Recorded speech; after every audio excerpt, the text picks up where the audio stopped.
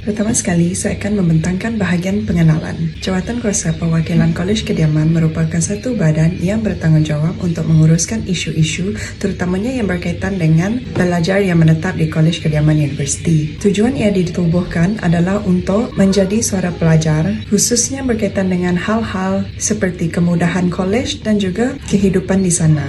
Jawatankuasa Perwakilan Kolej Kediaman ataupun JPKK terdiri daripada beberapa jawatan penting seperti Presiden, Setiausaha, Bendahari dan Exco. Misalnya seperti Kebajikan, Sukan, Kerohanian dan lain-lain. Setiap ahli jawatankuasa mempunyai tanggungjawab mereka yang tersendiri untuk memastikan pengurusan kolej berjalan dengan lancar dan keperluan para pelajar dapat dipenuhi. Dalam beberapa tahun kebelakangan ini, jumlah pelajar yang memohon untuk mendapatkan tempat di Kolej Kediaman semakin meningkat. Jumlah ini adalah termasuk dengan jumlah pelajar baharu dan juga pelajar semasa.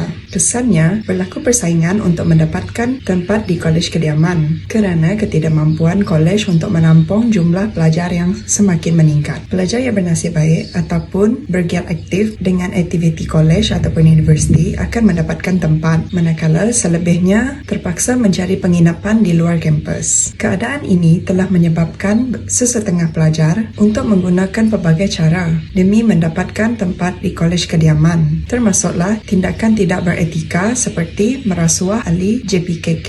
Maka amatlah penting untuk kita melihat kepada perkara ini dengan lebih serius supaya dapat mengekalkan keadilan dan ketulusan, sekaligus menuntut kerjasama daripada semua pihak untuk menangani masalah ini secara mendalam ataupun lebih menyeluruh. Bagian faktor-faktor berlakunya kesalahan. Terdapat 4 faktor. Faktor yang pertama ialah persaingan tinggi untuk mendapatkan tempat di Kolej Kediaman. Jumlah pelajar yang memohon Kolej Kediaman melebihi kapasiti yang ada, menyebabkan segelintir pelajar cuba menggunakan cara yang salah, iaitu dengan memberi rasuah kepada pihak kolej demi mendapatkan tempat tersebut. Faktor yang kedua pula ialah kurangnya pemantauan dan penguatkuasaan. Prosedur pemantauan yang lemah menyebabkan segelintir pihak kolej yang tidak bertanggungjawab mengambil kesempatan atas perkara ini demi kepentingan sendiri. Di samping itu, ketiadaan saluran aduan yang telus dan cekap menyukarkan mangsa ataupun saksi melaporkan kes rasuah. Akhirnya, kes ini akan terus berlanjutan. Faktor yang ketiga pula ialah keadaan ekonomi dan tekanan kewangan. Pelajar yang menghadapi kesukaran membayar sewa rumah di luar kampus mungkin melihat Kolej Kediaman sebagai pilihan lebih murah dan cuba mendapatkan tempat dengan cara yang tidak sah termasuk rasuah. Akhirnya, pelajar sanggup melakukan rasuah untuk mendapatkan tempat tinggal. Faktor yang terakhir pula ialah kurangnya kesedaran tentang etika dan undang-undang. Kurangnya penekanan terhadap nilai-nilai moral dalam sistem pendidikan menyebabkan individu tidak melihat rasuah sebagai perbuatan yang salah dari segi etika. Selain itu, individu yang terlibat kurang diberikan pendedahan mengenai peraturan dan undang-undang berkaitan rasuah, serta hukuman yang bakal dikenakan kepada pelaku. Kesalahan yang dilakukan melalui kes rasuah jawatankuasa perwakilan kolej dengan mengikut akta-akta yang berkaitan. Antara kesalahan yang dilakukan melalui kes rasuah jawatankuasa perwakilan kolej ini ialah seseorang pelajar berkenaan telah memberikan rasuah kepada ahli jawatankuasa perwakilan kolej dengan sejumlah wang untuk mendapatkan Kolej Kediaman. Kesalahan yang kedua melalui kes ini ialah ahli jawatankuasa perwakilan kolej tersebut telah menerima wang yang diberikan oleh pelajar tersebut dengan secara tidak adil bagi pelajar lain. Kesalahan ini telah disabitkan dengan Akta Seksyen 17 dan 17A kerana telah menerima dan memberikan rasuah secara haram. Ialah Seksyen 23 ASPRM 2009 kerana telah salah guna kuasa dengan memberi Kolej Kediaman dengan cara yang salah dan tidak amanah terhadap pekerjaan yang dipertanggungjawabkan. Implikasi yang pertama adalah implikasi kepada individu.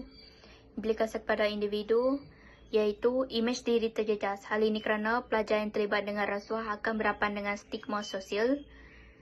Ini akan menyebabkan imej mereka akan tercemar di kalangan pelajar dan pensyarah serta mereka akan merasa malu dan kurang keyakinan diri. Yang kedua adalah risiko untuk tidak mendapatkan kelayakan di kolej. Ini akan memberikan impak besar kepada pelajar dari berbagai aspek, iaitu aspek akademik, sosial dan ekonomi. Sebagai contoh, pelajar kesulitan tempat tinggal, masalah kewangan, keselamatan terancam dan lain-lain. Implikasi yang ketiga kepada individu adalah kehilangan integriti dan etika. Hal ini kerana pelajar yang gagal mematuhi prinsip moral dan tanggungjawab, apabila mereka diberi amanah, malah mereka akan melakukan rasuah dalam kolej. Seterusnya adalah implikasi kepada organisasi. Yang pertama adalah kualiti pengurusan dan perkhidmatan akan merosot. Hal ini disebabkan para pekerja yang kurang terlatih atau kurang pengetahuan yang menyebabkan kesilapan berlaku dalam kolej. Yang kedua juga adalah budaya rasuah dalam organisasi semakin berleluasa. Hal ini kerana kurangnya tindakan undang-undang terhadap pelaku rasuah yang akan menyebabkan perbuatan itu akan berlaku dalam kolej. Yang ketiga adalah kehilangan kepercayaan penghuni. Hal ini berlaku akibat pengurusan yang tidak sistematik dalam menangani isu penghuni atau kekurangan sumber di dalam kolej. Seterusnya adalah implikasi kepada negara. Implikasi kepada negara yang pertama adalah merosakkan integriti institusi pendidikan.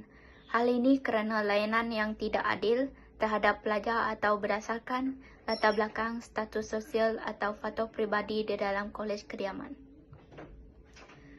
Yang kedua adalah kualiti kepimpinan masa depan negara akan merosot.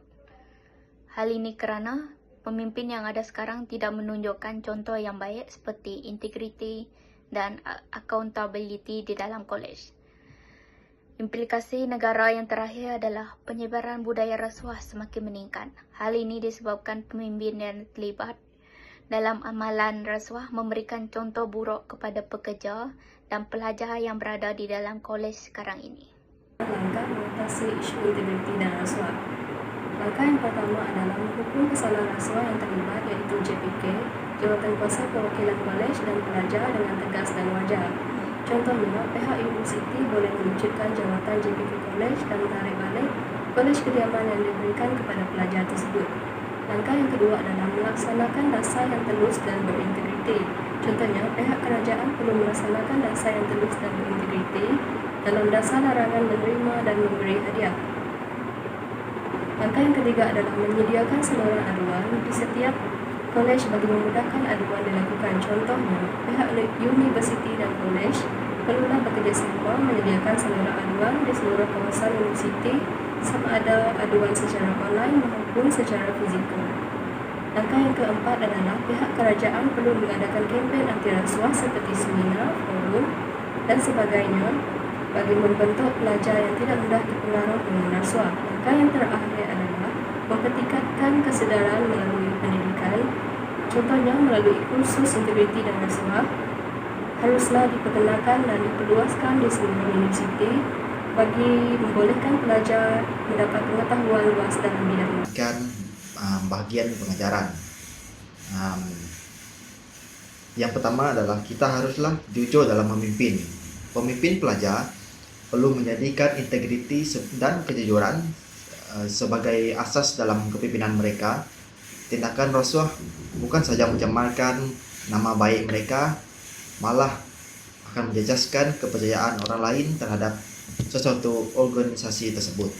Yang kedua pula adalah kita haruslah mempunyai integriti dan accountability dalam pengurusan. Prosedur semak dan imbang, iaitu check and balance, yang berkesan perlu dilaksanakan bagi mengelakkan penyalahgunaan ataupun tindakan di luar kawalan. Seterusnya, kita haruslah melakukan sesuatu tugasan dengan penuh amanah dan bertanggung jawab.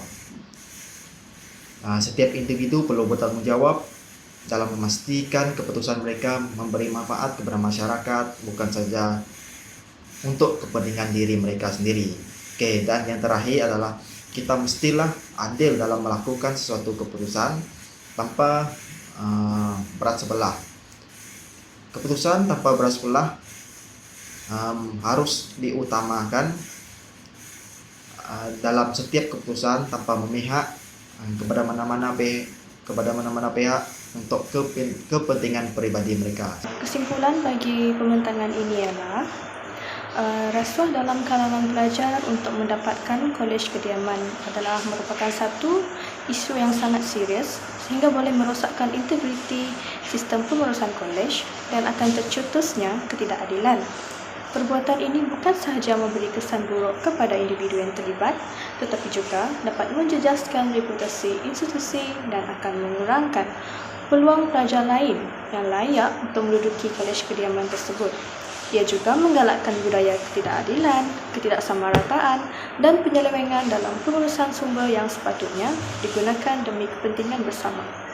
Oleh itu, tindakan yang tegas dan efektif perlu diambil untuk memastikan pemilihan kolej kediaman dijalankan dengan adil, telus dan mengikut prosedur yang ditetapkan. Sekian, terima kasih.